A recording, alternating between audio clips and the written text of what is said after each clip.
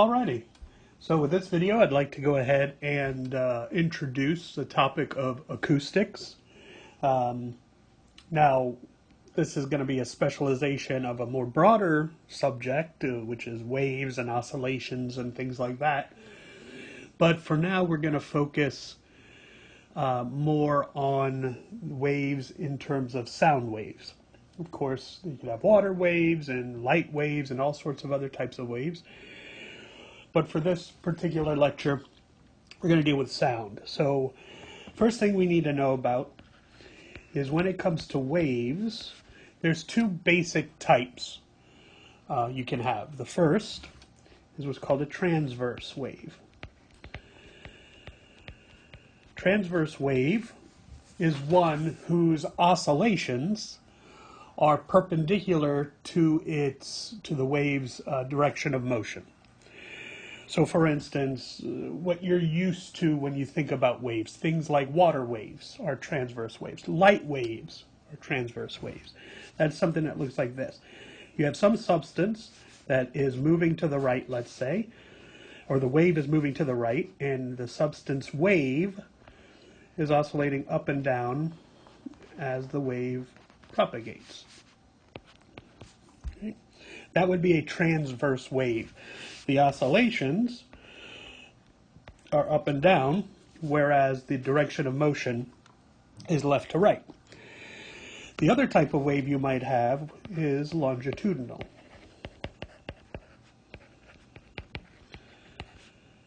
Longitudinal waves are the exact opposite.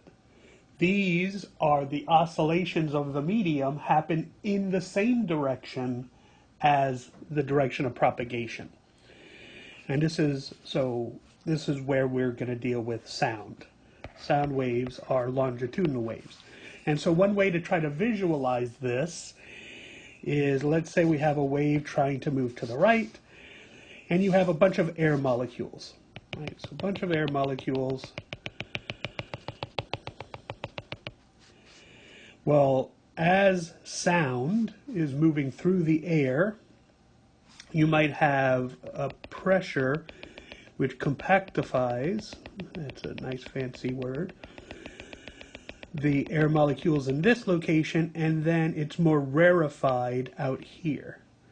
And then it gets compact again.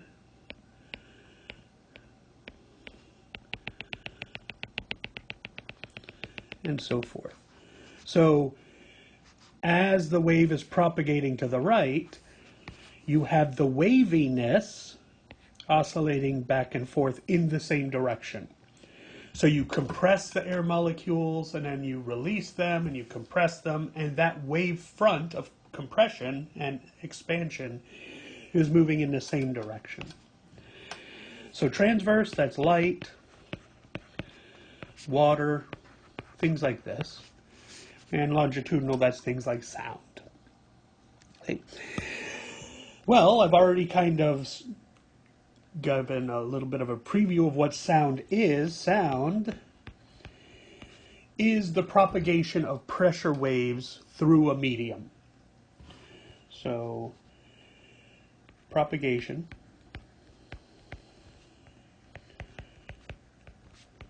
of pressure waves through some medium. No, I'm specifically not saying through the air, although that's what we're used to with sound, right? The sound propagates through the air from whatever the source is to whatever is detecting the sound, your ears or whatever, a microphone. However, it doesn't have to be through the air. That's why, for instance, if you're in an apartment, you can hear the radio from your neighbor playing, and that's the sound waves propagated through the air. Then it makes contact with the solid wall, and those pressure waves can still continue to propagate through the solid wall and then vibrate out of the wall into your room, the air molecules in your room, and then that propagates to your ears. Or you knock on a metal bar, the waves propagate through the metal bar and then vibrate the air molecules around it, and so you could hear the sound and things like this. Or if you remember the movies, the submarine war movies, you can have something like sonar. You ping, you send a high intensity sound through the water towards the other boat. It bounces off of the boat or the other submarine and propagates back through the water to your original submarine, and you detect. And then you can judge based on how long it took for the sound to reflect off the other submarine and come back to you. You can then calculate how far that other boat must be from you. And that leads to another thing, and that is that sound, just like almost all waves, all waves obviously, but sound moves at a certain speed in a particular medium. So we know, like with light, the speed of light c, at least in a vacuum, is 3 times 10 to the 8th meters per second. And when light travels into a different medium, let's say water, it travels at some other speed in the water, and that's given by the index of refraction and so forth. Well, for sound, sound also travels at a very particular speed, depending on the medium the sound is traveling through. And for air, or for vacuum, for air, it's about 343 meters per second. So much, much, much slower than light. Light travels extremely quickly. In fact, it's the fastest thing in the universe. Nothing, as far as we're aware, can possibly travel faster than light travels. Whereas sound, very, very slow, relatively speaking. Of course, 343 meters per second is still very fast. That's why when we have our jet planes and they go Mach 1, that is this velocity. And then if they can go faster, maybe they go Mach 2, that's twice the speed of light. Or Mach 3 is 3 times the speed of light, and so forth. I mean, not light, speed of sound, my lord. Now, as sound moves in a different medium, its velocity will be different. And usually, the speed of sound actually goes up in a medium who's more dense than air. Now, I made mention a little bit earlier, I mistakenly said vacuum, speed of sound in vacuum. Sound cannot propagate in a vacuum because, unlike light, sound needs a medium to propagate through. In fact, it's a pressure wave, and pressure waves must be applying pressure to something. It must be applying pressure to some molecules, and that's what's propagating this pressure wave. If you have no molecules, if you're in a vacuum, then there's nothing. You're not pushing on anything, so there's no sound. All right. Now, what are some things we may need to know for doing some calculations with sound and waves more generally? The big equation is a relationship between the velocity of a wave, its frequency of oscillation, and its wavelength. There's a big relationship between these three, very easy relationship, thankfully, and it says that the velocity of a wave is equal to, now let's say we don't know what this equation is, all we have to do is look at the units. We know that velocity has units of meters per second, frequency has units of hertz, and hertz is 1/seconds, and wavelength lambda, that's units of meters, it's a length. So, if I want to get an equation for velocity, which is meters per second, well, I need to have some combination of frequency and wavelength that'll allow me to get meters over seconds on the right-hand side. That's a rule of mathematics. If you have an equation that has units, then the units on the left side must equal the units on the right.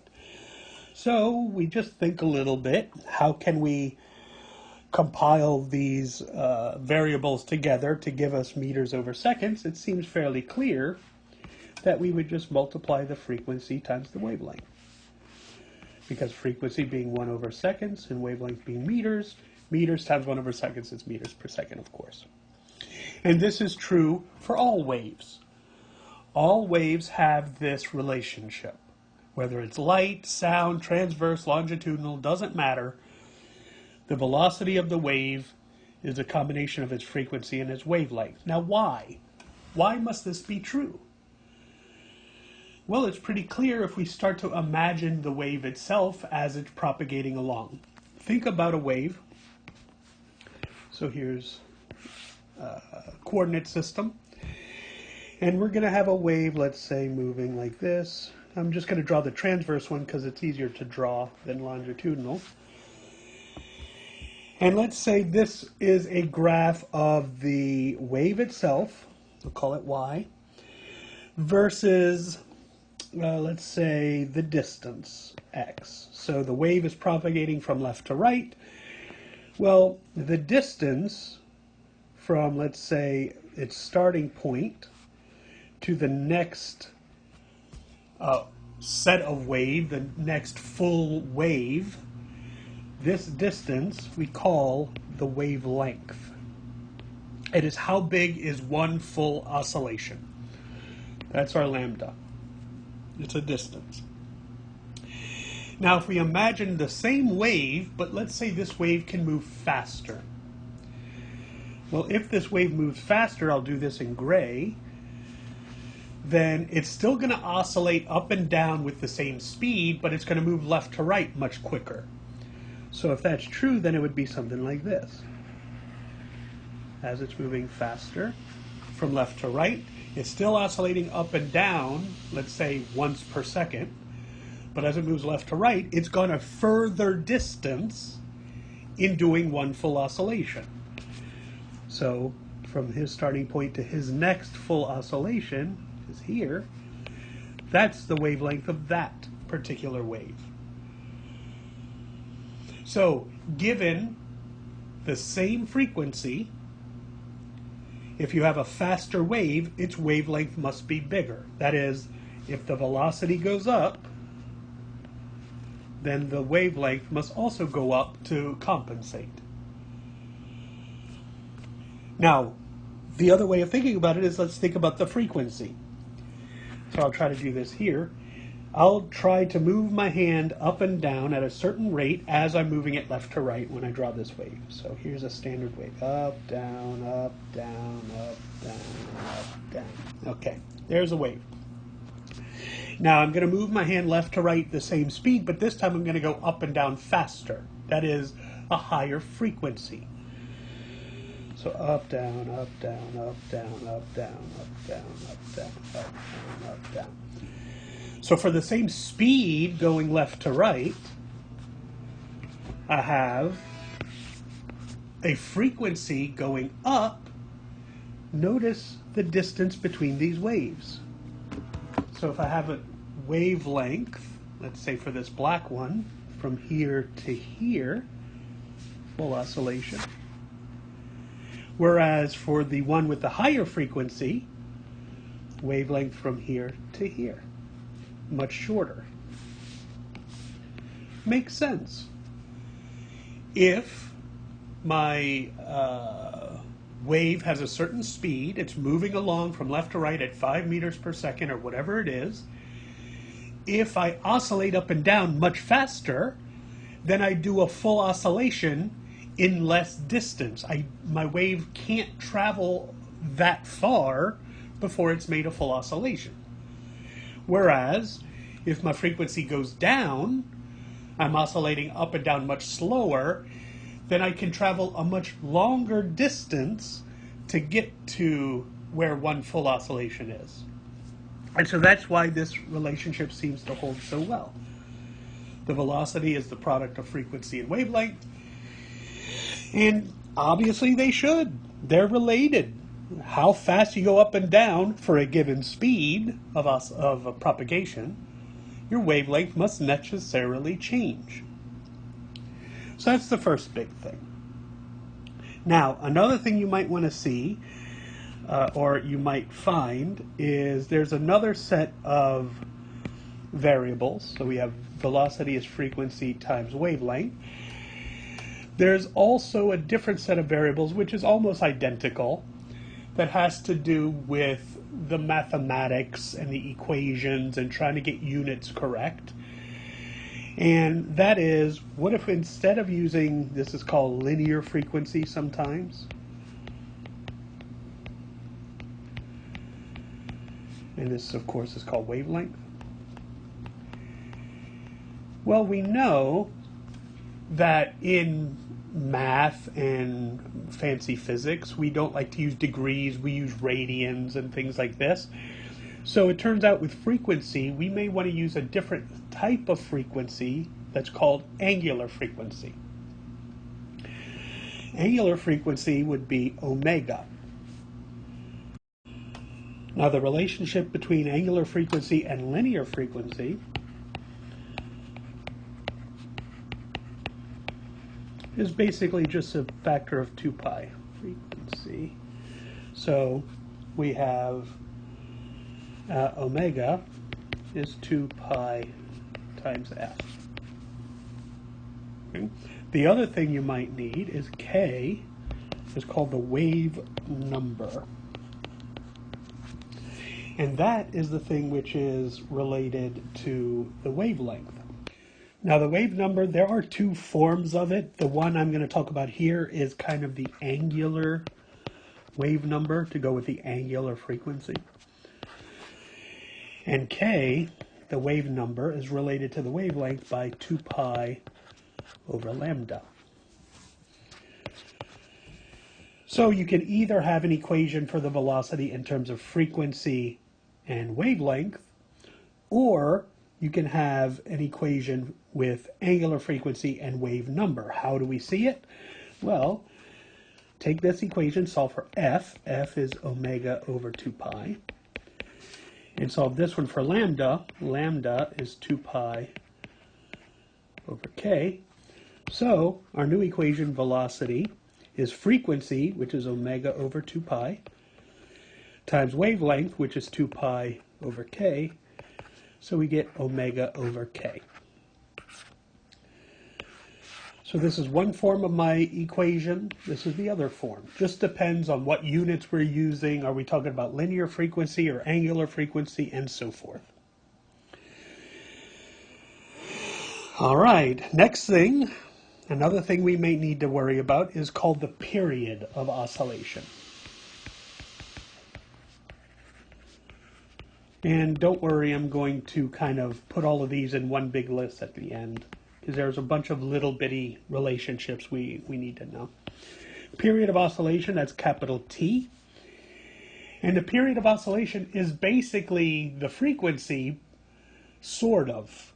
The frequency is how many oscillations do you make per second. The period is how long does it take to do one oscillation. So it's the time for one oscillation versus frequency, which is number of oscillations per time. So period is related to frequency. Very easy. 1 over the frequency. Very nice. Easy, easy thing. So if you have some wave, some oscillation happening, maybe you have a pendulum swinging back and forth or a spring harmonic oscillator or whatever, then the time it takes to do one complete revolution, one complete oscillation, that's called the period of oscillation. All right. Now, with all of this, we can start talking about the mathematical formulation of a wave. If I were to write down an equation, a function, which contains all the information about a wave that one could know, then it would look something like this. And now this equation is going to be an equation for how high the wave is right now. So if you think about a water wave, let's say, water waves look like this. And maybe this is the midpoint here. So we would say at a given time and at a given location. So right here, I'd like to know how high up is the wave.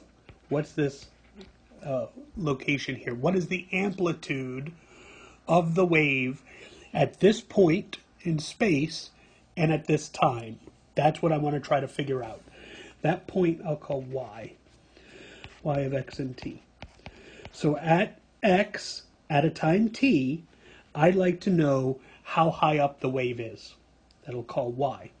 That equation, y of x and t, is equal to, well, first of all, let's say it's not a wave, it's just I've hit something and there's a full amplitude. Maybe I've thrown a rock into the water and the wave starts and the wave is at its highest peak. That I'll call A. That's called the amplitude, the maximum amplitude of the wave. It's the highest point the wave can possibly get. So for instance, that's this point here, or this point here, or this point down here as the negative. That's the maximum amplitude of my wave. But notice, as time goes on, the wave goes down and then back up and then down. It's oscillating up and down. So there must be some harmonic component to our function. And there is. It's the sine function. That's the harmonic part. That's the waviness. Now, what does this wave depend on? It depends, of course, on the frequency and the wavelength. So how do we put it into our function here? Remember, I'm going to be naming a point x and a time t, and the equation should give me the value of the amplitude at that point. So it's going to be kx minus omega t. That is the, I'll call it the wave equation, but it's not the wave equation. That's the label of the differential equation for waves. But this is the function which represents a wave. This is the equation that represents the amplitude or the displacement of a wave. Now, why does it have this form? Well, remember, anytime you're sticking stuff, an argument, into a function, like here we have the sine function and it's sine of blah, blah, blah inside. Well, the stuff inside has to have no units. All the units must cancel out. So if the value of my function must depend on a point x and a time t, then the things I multiply those by must cancel out the units. And so if you ever forget this equation, does the k go with the t or does it go with the x? Just think about the units. K, if we look back, k is 2 pi, don't worry about that, over lambda. Lambda has units of meters, so k is units of 1 over meters, and x, of course, is in meters, so 1 over meters times meters cancel out.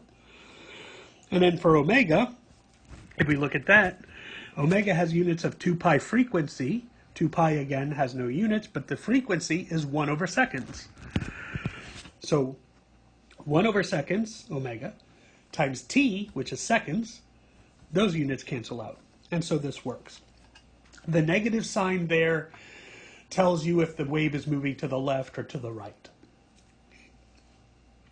And then, of course, let's say I wanted to get some information about the wave. Someone gives me this function. They say, here's a function of a wave, y equals 10 sine of, I don't know, let's say 2/3 pi x minus 120 pi t. What can I get from this particular function? Well, I could get everything I need to know about the wave. First of all, this thing here, that's the maximum height of my wave. That's the max height. So the largest the wave can ever get, the maximum amplitude, that's that number there, 10 meters high. What else can I get? Well, I could get the frequency. Here's the frequency right here. That is omega is 120 pi, and I know that's 2 pi f. So the pi's cancel, the 2 cancel the 120, and I get f is equal to 60 hertz. So I now know the frequency, the linear frequency of this wave is going to be 60 hertz. And then the same with the wavelength. This is my k. So k is 2/3 pi. And I know that k is the same as 2 pi over lambda. So the pi's cancel, the 2's cancel. So lambda is equal to 3. So I now know the wavelength. And then finally, I can get the velocity of this wave by saying, remember my equation right here, velocity is omega over k, and omega, 120 pi, over k, 2/3 pi, pi cancels, 2 cancels, that makes that a 60, 60 times 3 is 180. So this thing is moving with a speed of 180 meters per second. So this is what you're going to have to be able to do. For a wave, whether it's sound wave, light wave, whatever kind of wave it is, a water wave, you're going to have some function that describes the wave completely. Then I'm going to ask questions. What's the frequency of this wave? What's the angular frequency of the wave? What's the wavelength? What's the speed? What's the maximum height this wave is going to find? You should be able to pick out all that information from this particular function. Or vice versa. I say you have a sound wave whose frequency is 50 hertz. And I'd like to, and the loudest it can be is 80 decibels or whatever. Or write down the functional form of this wave. And so you'd have to say, okay, well, I know it's sound, so the speed is 343. You gave me the frequency, I'll convert that, or I could use the speed and the frequency to get my wavelength. I know the maximum amplitude. I can convert frequency to angular frequency. I can convert wavelength to wave number, and then I would write down the functional form. So you should be able to go back and forth. Given the function, tell me all the information about the wave, or here's all the information about the wave, you write down its functional form for me. All right, so in review of this kind of introduction to waves and sound and things like this, what do we need to know? Well, we have things like frequency,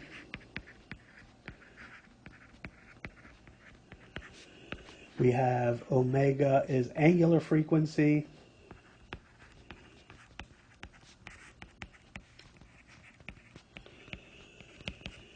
we have the speed,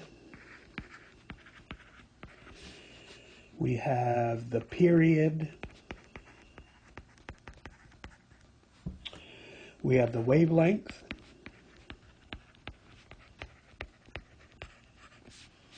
and the wave number.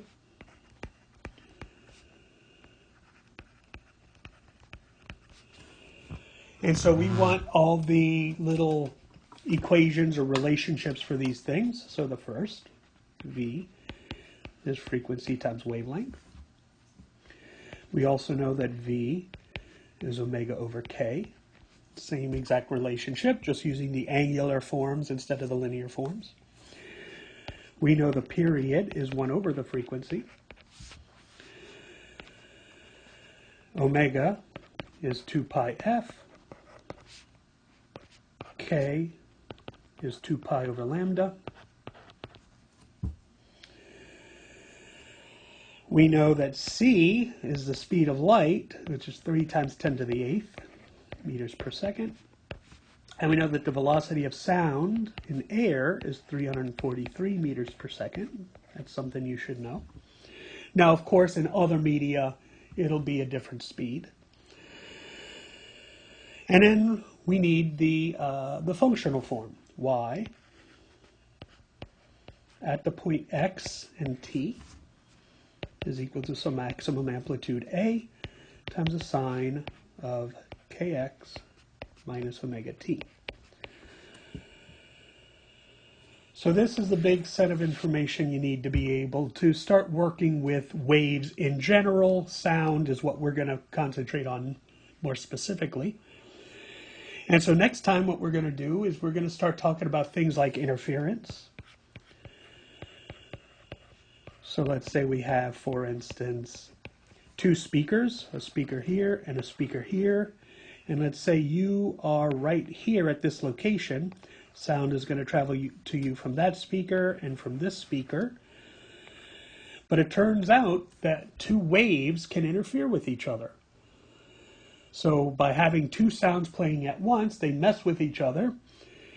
And if you don't design your room or your speaker locations carefully, then you can have some destructive interference where the sound actually cancels itself out. So if you stand in a particular location of a room, you might not hear anything. Whereas if you take a step to the side, all of a sudden you can hear it again, at least for a particular frequency, because those two waves coming from two different distances will interfere with each other, and we'll see how to calculate those interference patterns. Another thing we'll do is, let's say, a guitar string. You fix the ends of a string and then you pluck it, and the guitar string, the string will start to oscillate up and down, creating waves, creating sound waves. And we want to know what are the particular sounds or frequencies that could be made for a given string of a certain length. Or maybe we have a pipe. Here's a pipe, and there's going to be some sound flowing through this pipe, like a flute or a clarinet or whatever. And so again, we'd like to say for a given length of pipe, depending if the ends are open or closed, what types of frequencies, what kind of notes can be played. And that'll tell you why you do the different fingerings on a flute, and by pushing down the different holes, you get different notes played. Some are higher, some are lower, and so forth. So that's the kind of stuff we're going to do next time, is getting into the more advanced aspects of waves that interact with each other. But for now, the basics, pretty clear. And the nice thing is, it doesn't matter what wave you talk about. All of this is true for light. All of this is true for sound. All of this is true for water waves. It doesn't matter. If it's a wave, then they obey these equations and these relationships. All right, so anyway, hope this is helpful. I will see you next time.